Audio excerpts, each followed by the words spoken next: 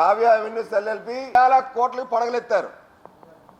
కేవలం 5% ఉన్నటువంటి ఆధారాలు రెవెన్యూ అధికారుల్ని, జీవీఎంసీ అధికారుల్ని, అలాగే లేఅవుట్లు వేస్తే బిఎంఆర్డీఏలు ఉన్నటువంటి అధికారుల్ని మామూలు ఇచ్చి వాళ్ళ నోర్లు మోయించి నాలా పన్ను ఎగవేత చేస్తూ ఉన్నారంటే ఏ స్థాయికి వీళ్ళు బరి తెగించున్నారో దీన్ని బట్టి అర్థమవుతా ఉంది.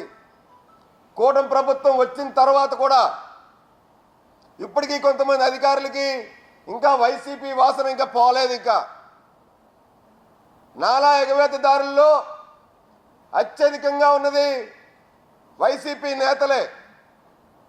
సాక్షాత్తు దానికి ఉదాహరణ చెప్తా ఉన్నాను నేను. విశాఖ మాజీ ఎంపీ ఎంబీబీ కోర్మనపాలెంలో ఏదైతే భారీ బహుళంతస్తుల భవనం నిర్మించారో 9.5 ఎకరాలు లేఅవుట్కి గాను 9.5 ఎకరాల్లో ప్రాజెక్ట్ వేశారు.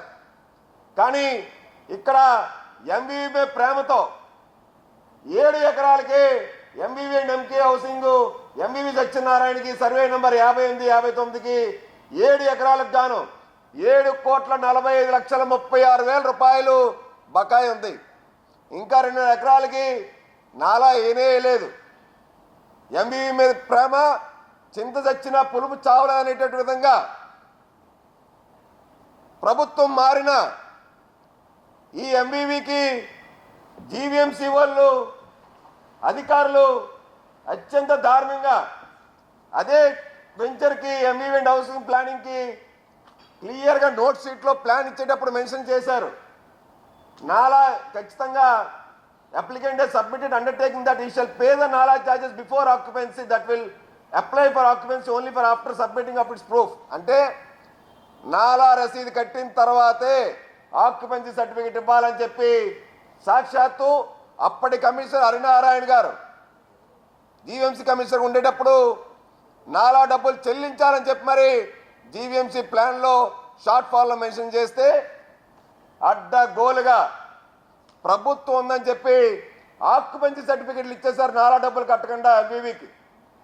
అంటే 10 కోట్ల రూపాయలు నాలా డబ్బులు బకాయి ఉన్నా ఎంబీవీకి అడ్డగోలుగా రూపాయి కూడా చెల్లించకుండా జీవీఎంసీ అధికారులు ఏ విధంగా ఆక్యుపెన్సీ సర్టిఫికెట్ ఇచ్చారని చెప్పి అడుగుతా ఉన్నాం. రెండో ఉదాహరణ, ఈ డబ్బులు కట్టాల్సిన దానికి గాను వీళ్ళు కోర్టుకు వెళ్ళారు నాలా డబ్బులు కట్టడానికి. కోర్టు 2021లో కోర్టు హైకోర్టుకు వెళ్తే హైకోర్టు తీర్పు ఇచ్చారు. ఆర్డీఓ గారికి స్పీకింగ్ ఆర్డర్స్ తీసుకొని మీరు దాన్ని బట్టి ప్రొసీడ్ అవ్వండి అని చెప్పి. అంటే 2021లో ఏదైతే కోర్టును ఆశ్రయిస్తే కావ్య అవెన్యూస్కి ఏదైతే కోర్టు తీర్పిచ్చిన మేరకు ఆర్డీఓ గారు 4 సంవత్సరాలు అవుతున్నా కానీ ఇంకా స్పీకింగ్ ఆర్డర్స్ ఇవ్వలేదా? నాలా డబ్బులు కట్టకుండానే జీవీఎంసీ అధికారులు ఈ యొక్క కావ్య అవెన్యూస్కి ప్లాన్ అప్రూవల్ ఇచ్చేశారు, ఆక్యుపెన్సీ సర్టిఫికేట్ ఇచ్చేశారు. గమ్మత్ ఏంటంటే అక్కడ థియేటర్లు నడుస్తూ ఉన్నాయి. ఆ థియేటర్లకు గాను పర్మిషన్కి జాయింట్ కలెక్టర్ పర్మిషన్ ఇచ్చేశారు. మళ్ళీ అండర్టేకింగ్ తీసుకున్నారు. మళ్ళీ మేము నెక్స్ట్ రెన్యూల్లోని ఖచ్చితంగా నాలా చార్జెస్ మేము పే చేస్తాము, మాకు నోటీస్ ఇవ్వండి అని చెప్పి 30/4/2024 ఇప్పుడున్నటువంటి జాయింట్ కలెక్టర్ కమిషనే ఇవ్వకూడదు. అలాంటిది అడ్డగోలుగా 1.5 కోటి పైగా బకాయి ఉన్నటువంటి వ్యక్తి రాష్ట్ర అత్యున్నత న్యాయస్థానం హైకోర్టు కూడా చెప్పింది ఖచ్చితంగా స్పీకింగ్ ఆర్డర్ తీసుకొని దాన్ని బట్టి మీరు ప్రొసీడ్ అవ్వమని. 4 ఏళ్ళు గడుస్తున్నా జిల్లా రెవెన్యూ అధికారులు ఎందుకు నాలా డబ్బుల కోసం వసూలు చేయడానికి ఇంకా ఎందుకు తాత్సారం చేస్తూ ఉన్నారు? అక్కడ థియేటర్లు నడుస్తూ ఉన్నా వాటికి ఏ విధంగా పర్మిషన్స్ ఇచ్చారు చేయడం, వాళ్ళకు ఉన్నటువంటి ఆస్తిపాస్తులను జప్తు చేయడం చేయాలి.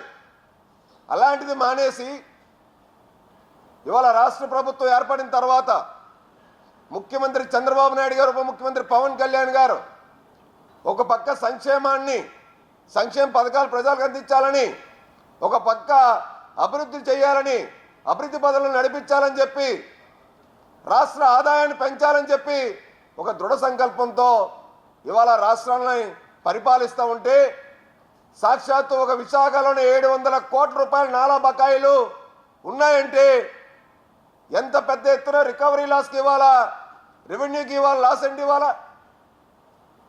ఖచ్చితంగా ఈ డబ్బులు వైజాగ్లోనే 700 కోట్ల రూపాయలంటే రాష్ట్ర వ్యాప్తంగా ఉన్నటువంటి 13 జిల్లాల్లో ఎన్ని వేల కోట్ల రూపాయలు నాలా డబ్బులు బకాయి ఉంటుంది. వైసీపీ నేతలు ఈ నాలా పన్ను బకాయిదారుల దగ్గర నుంచి ఎన్ని కోట్ల రూపాయలు బొక్కేశారు. ఏదైతే ఈ నాలా పన్ను బకాయిదారులు ఉన్నారో ఇప్పటికీ కూడా రెవెన్యూ అధికారులు, విఎంఆర్డీ అధికారులు, జీవీఎంసీ అధికారులు మూకుమ్మడిగా వాళ్ళకు సంబంధించినటువంటి వెంచర్లో ఉన్నటువంటి మార్ట్గేజ్ ప్లాట్స్ కానీ, వాళ్ళకు సంబంధించిన భవనాల్లో ఉన్నటువంటి మార్ట్గేజ్డ్ ఫ్లాట్స్ కానీ అమలుపరచాలి కదా. అంటే కూటమి ప్రభుత్వం వచ్చినప్పటికీ కూడా ఈ నాలా ఎవరైతే కట్టాల్సినటువంటి నాలా దొంగలు ఉన్నారో నాలా దొంగలు కూటమి నేతల దగ్గర చేరి కొంతమంది అధికారులను మభ్యపెట్టి వాళ్ళని ఇప్పటికీ కూడా ప్రలోభ పెట్టి లక్షల రూపాయలు ముడుపులు చెల్లించుకొని నాలా నెగ్గొడదామని చెప్పి నాలా పన్ను నెగ్గొట్టి 700 కోట్ల రూపాయలు రాష్ట్ర ప్రభుత్వ ఆదాయానికి గండి కొట్టేటువంటి కార్యక్రమం చేపడుతున్నారు అనేటువంటి అనుమానాలు మాకున్నాయి.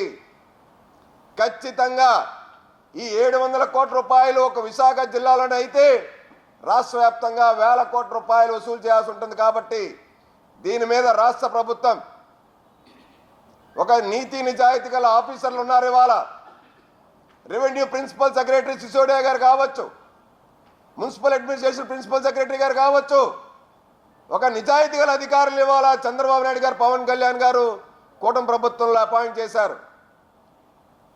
ఇప్పటికీ ప్రభుత్వాన్ని ఒకటే కోరుతా ఉన్నా, రెవెన్యూ ప్రిన్సిపల్ సెక్రటరీ గారు, మున్సిపల్ ప్రిన్సిపల్ సెక్రటరీ గారు వీళ్ళు ఒక సెపరేట్ టాస్క్ ఫోర్స్ టీంని ఏర్పాటు చేయాలి. ఈ నాలా వసూలుకి నాలా ఎగవేతదారులు ఎవరైతే ఉన్నారో వాళ్ళ మీద రెవెన్యూ రికవరీ చట్టం ప్రకారంగా వాళ్ళ ఆస్తుల్ని జప్తు చేసి రాష్ట్ర ప్రభుత్వ ఆదాయాన్ని గండి కొడుతున్నటువంటి ఈ బడా బాబులు ఎవరైతే ఉన్నారో, గత ప్రభుత్వంలో నాలా ముసుగుల్లో కోట్ల రూపాయలు దోచుకున్నటువంటి వైసీపీ దొంగలు ఎవరైతే ఉన్నారో ఆ దోపిడీ కారణమైనటువంటి ప్రభుత్వ అధికారులు ఎవరైతే తొత్తులుగా వ్యవహరించారో వాళ్ళందరినీ కూడా చట్టపరంగా చర్యలు తీసుకొని ప్రభుత్వ ఆదాయానికి గండి కొట్టకుండా మొత్తం నాలా డబ్బులు రికవరీ చేయాలని చెప్పి కోరుతా ఉన్నాను. ఖచ్చితంగా దీని మీద రాష్ట్ర ముఖ్యమంత్రి గారికి, రెవెన్యూ శాఖ మంత్రి గారికి, మున్సిపల్ శాఖ మంత్రి గారికి, చీఫ్ సెక్రటరీ గారికి కూడా రేపు లేఖ రాయబోతా ఉన్నాము. ఇంత పెద్ద ఎత్తున నాలావు పెండింగ్ ఉంటే 700 కోట్ల రూపాయలండి. చెత్త పన్ను వేస్తే చెత్త పన్ను వసూలు చేసేంత వరకు కూడా ముక్కు పిండి ప్రజల మీద వసూలు చేసినటువంటి ప్రభుత్వం అండి గత ప్రభుత్వం, వైసీపీ ప్రభుత్వం. అందుకే చెత్త ప్రభుత్వాన్ని సాగనంపారు. అలాంటి చెత్త పన్ను కూడా వదలకుండా వసూలు చేసినటువంటి ప్రభుత్వాన్ని ఏదైతే సాగనంపారో ఈ బడా బాబులు ఎవరైతే ఉన్నారో, నాలా దొంగలు ఎవరైతే ఉన్నారో వీళ్ళు వ్యాపారాలు చేసి నాలా పన్ను ఎగ్గొట్టి 100 కోట్ల రూపాయలు సంపాదించుకున్న వ్యక్తులు వీళ్ళు. వీళ్ళ దగ్గర నుంచి ఖచ్చితంగా 700 కోట్ల రూపాయలు నాలా పన్నులు వసూలు చేయాలని చెప్పి ఇప్పటికైనా రెవెన్యూ అధికారులు ముద్దు నిద్ర వీడి వైసీపీ వాసన వదిలి మీరు కనుక చిత్తశుద్ధితో ప్రభుత్వానికి అండగా, ప్రభుత్వానికి వచ్చే ఆదాయాన్ని గండి కొట్టకుండా ఈ యొక్క బడాబాబులతో నాలా దొంగలతో మీరు కనుక కుమ్మక్కైతే మీ ఉద్యోగాలకే మీ భవిష్యత్తుకే ప్రమాదకరం. ఖచ్చితంగా దీని మీద పెద్ద ఎత్తున పోరాటం చేస్తాం. నాలా పన్ను వసూలు చేసేంత వరకు కూడా ఈ రాష్ట్ర ప్రభుత్వ ఆదాయానికి తీసుకొచ్చి రాష్ట్రాన్ని సంక్షేమాభివృద్ధి కార్యక్రమాల్లో ఇవాళ మొట్టమొదటి స్థానంలో ఉంచడానికి ప్రయత్నిస్తున్నటువంటి ముఖ్యమంత్రి చంద్రబాబు నాయుడు గారు, ఉప ముఖ్యమంత్రి పవన్ కళ్యాణ్ గారికి రాష్ట్ర ప్రజలందరూ కూడా అండగా ఉండి, అధికారులు అండగా ఉండి ఇప్పటికే మీ తప్పులు సర్దిద్దుకొని వేల కోట్లు పడగలెత్తారు. కేవలం 5% నాలా పన్ను చెల్లించాలి, 100% పైగా అపరాధ రుసుము చెల్లించాలని చెప్పి చట్టంలో ఉంది. వాళ్ళు తీసుకొచ్చిన చట్టమే. చట్టాన్ని తీసుకురావడం, ఆ యొక్క నోటీసులు అడ్డం పెట్టుకొని ముడుపులు తీసుకోవడం, నోరు మూసుకొని ఉండడం వైసీపీ నేతల పని. ఇప్పుడు కూటమి ప్రభుత్వం వచ్చింది, vigilance and enforcement, Kavya avenues LLP, Aganampudi Venkanna Chowdary ఆయనది. అదే కాకుండా ఇంకా 2 నాలా పన్నుల ఎగవేతలు ఉన్నాయనివి. ఆ కావ్య థియేటర్ రెవెన్యూస్కే కాకుండా ఇంకా ఆయనది తొంగలాంలో సర్వే నెంబర్ 122Pలో ఎకరానికి 75,02,000 రూపాయల బకాయి ఉంది.